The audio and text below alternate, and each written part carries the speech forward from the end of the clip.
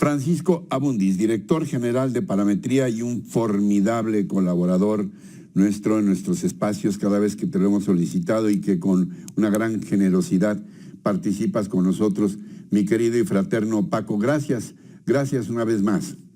Al contrario, el gusto siempre es mío, Ricardo. Muchas gracias por la invitación.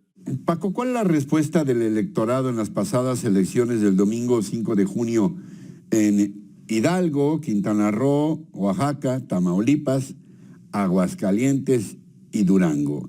Y dime, ¿fue una participación alta o baja, dada tu experiencia?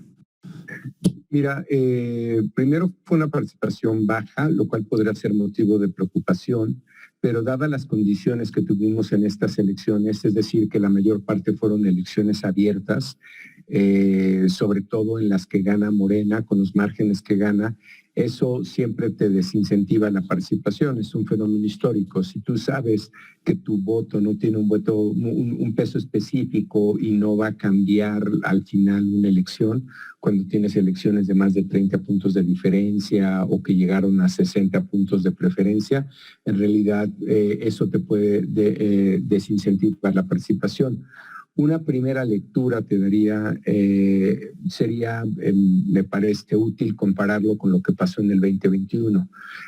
El año pasado, Ricardo, Morena ganó 11 de 15 elecciones, es decir, un poco más, o digamos en números cerrados, 2 de cada 3. Lo mismo pasa en este año, gana 4 de 6. Yo te diría que la diferencia para mí en 2006 no tiene que ver tanto con el número de elecciones que ganó. Digamos, gana Tamaulipas con un margen relativamente cerrado, que es una de las sorpresas de esta elección. Yo te diría que Hidalgo, Oaxaca, Quintana Roo son elecciones que deberían de preocupar a la alianza por las diferencias, Ricardo. Hidalgo, la elección más votada para Morena de 21 elecciones, es decir, incluyo el 21 y ahora el 22. De 21 elecciones, Hidalgo la más votada, 61.5. La segunda más votada, Oaxaca. Y la elección con mayor diferencia entre primer y segundo lugar, Quintana Roo, 40 puntos de diferencia. 3-1, ¿no? Así es. No, sí, o sea, fue una elección pues muy abierta, ¿no? De estas tres que te digo, no vimos mucho en el 21. Entonces, si pasamos al análisis de lo que pasó, digamos, en la elección que se cerró, que fue Tamaulipas, o donde gana el PRI su primera elección de estos últimos 2 años, Durango, que en realidad la recupera porque era un gobierno panista, como bien sabes, de Rosa Sáiz Puro.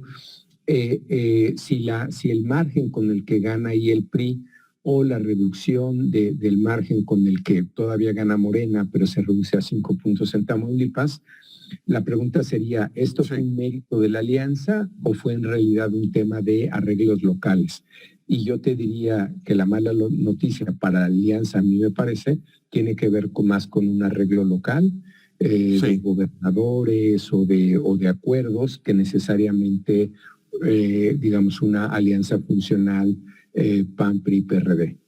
Ahora, en el caso de los estados donde Morena gana, digamos, con un triunfos avasallantes como los que ya citabas, el caso de Quintana Roo, de Hidalgo, un poco de Oaxaca, ¿este resultado se debe a los candidatos que postuló Morena o se debe a que proceden de Morena, el partido en el poder del presidente López Obrador?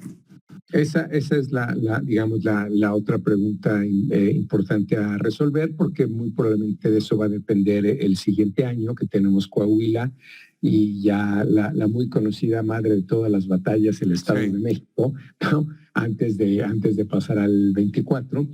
Te diría que ha sido muy exitoso el método de selección de candidatos de Morena. Yo creo que hay que reconocer su eficacia.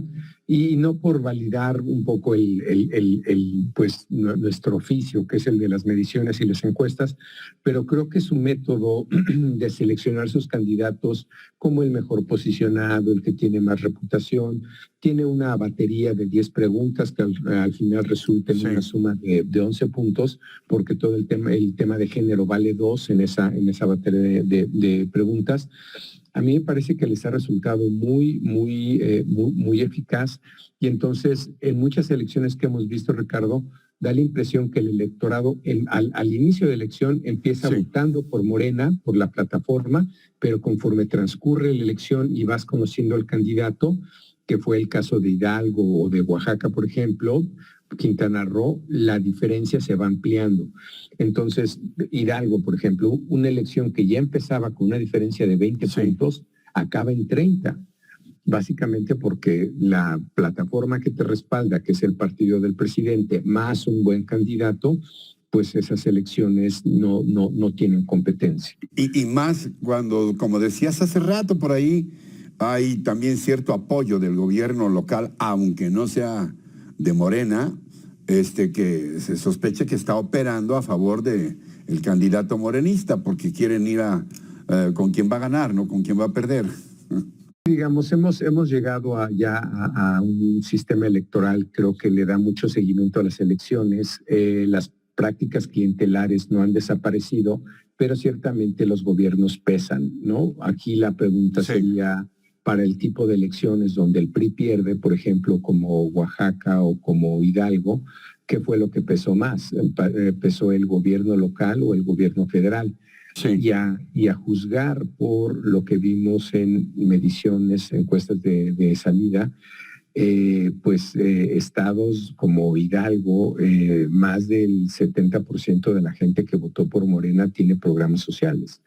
Entonces, aquí también hay toda una reflexión de hasta dónde los programas sociales del gobierno federal están teniendo un impacto en esta preferencia por Morena o por sus candidatos. Ahora, ¿es un logro significativo o pequeño la victoria de la oposición en tan solo Aguascalientes y Durango? Es decir, ¿es un tanque de oxígeno, es una señal de esperanza o por el contrario, es una señal de que todo está perdido? Yo ahí te diría que digamos, más allá del verlo como una victoria de la alianza, los separaría como en dos categorías, y ahí sumaría nuevamente 2 estados del 21, que fue Chihuahua y Querétaro. El PAN ha sido muy bueno, ¿no? Como partido para defender sus plazas o para defender los gobiernos que ya tiene, y además son gobiernos con muy buena reputación, sobre todo el de Querétaro, por ejemplo, ¿no? Del año pasado. No es un tema menor que el hoy gobernador Curi haya ganado con 53 puntos, es decir, con mayoría absoluta. Eso, ¿no? Es un contraste muy fuerte con lo que está pasando a nivel nacional, o en el caso de la panista en Aguascalientes, Teresa Jiménez, que termina ganando también con una diferencia de casi 20 puntos. Yo te diría, no obstante que a nivel nacional, en la última elección federal que tuvimos y lo que dicen nuestras mediciones, parece que el PAN y el PRI están muy cerca, digamos en el 21, PAN 18 y décimas, PRI 17 y décimas. A nivel local, la historia se ve totalmente distinta. Es decir, el PAN sí es capaz de defender sus plazas, el PRI, pues salvo Durango, no ganó otra cosa en 21 elecciones. Entonces, yo no lo vería necesariamente, y nuevamente, como te mencionaba, a mí me parecería un tema de preocupación para la alianza, que no para el PAN, O sea, para la alianza yo creo que no veo un avance sustancial, pero al PAN lo veo resistiendo, lo cual ya me parece bastante meritorio, ¿no? Finalmente, mi querido Paco, a reserva de lo que quieras añadir,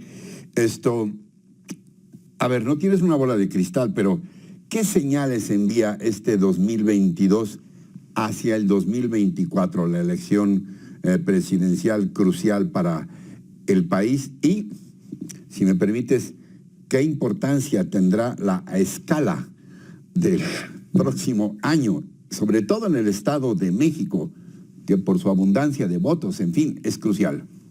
Así es. Mira, no es, digamos, así como infancia no es destino, el Estado de México tampoco es destino, Sí, ¿no? sí. No es quien gane.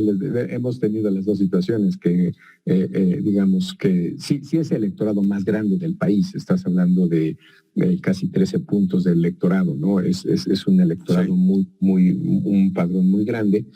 Eh, yo te diría que más allá de los números, lo que pasó ahora con estas elecciones, lo que pasó en el 21, en algún sentido contribuye de manera muy positiva, muy favorable a la narrativa de que Morena es inevitable para el 24.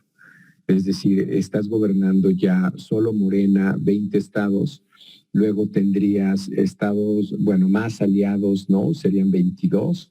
Sí, sí, bueno, ya veremos Estado de México y Coahuila, pero se ven, dado lo que ¿no? ha pasado en Sí, estas elecciones de los últimos 2 años, sí. y electoralmente, pues sí se ve como una maquinaria muy Ya. complicada de enfrentar. Ese elemento, el elemento de la narrativa, Ricardo, yo creo que es muy fuerte para la ciudadanía. ¿Algo más que quieras puntualizar que no te haya preguntado, mi querido Paco? Pues simplemente siempre hay sorpresas en esto, digamos, por más estados que tenga hoy día Sí, Morena, hay que recordar que en el 2000 el PRI perdió con casi este número de estados, Ricardo, es decir, sí, gobernando más de 20 estados. Pero bueno, era un PRI que pues ya venía en una crisis que yo te sí. diría, para quien hoy día está cuestionando la viabilidad de ese partido, esta crisis no empezó con este presidente, ni empezó con, no, esta crisis empezó hace 25 años para el PRI. Sí, Empezó cuando perdió la Ciudad de México en el 97. con Y es una Cárdenas. crisis que simplemente tuvo por ahí digamos, un cambio de tendencia Sí. cuando ganó Peña Nieto durante su presidencia, pero que lleva ya mucho tiempo. Entonces, sí, yo creo que aquí la oposición creo que sí debe de reflexionar mucho sobre sus estrategias, sobre sus liderazgos, si quiere llegar en buenas condiciones al 23 y al 24. Francisco Abundis, director general de Parametría, el referente más confiable de la opinión pública en México. Te aprecio como siempre y te agradezco, mi querido Paco. Un abrazo grande, fraterno, y gracias por estar con nosotros. Ha sido muy aleccionador escucharte. Al contrario, Ricardo, siempre me gusta estar contigo. Te mando un fuerte abrazo. Gracias, Gracias. hasta pronto, hasta siempre. Y gracias también a ustedes por su atención, por su compañía, pero sobre todo, lo que más aprecio, su confianza en este espacio. Hasta la próxima, hasta entonces.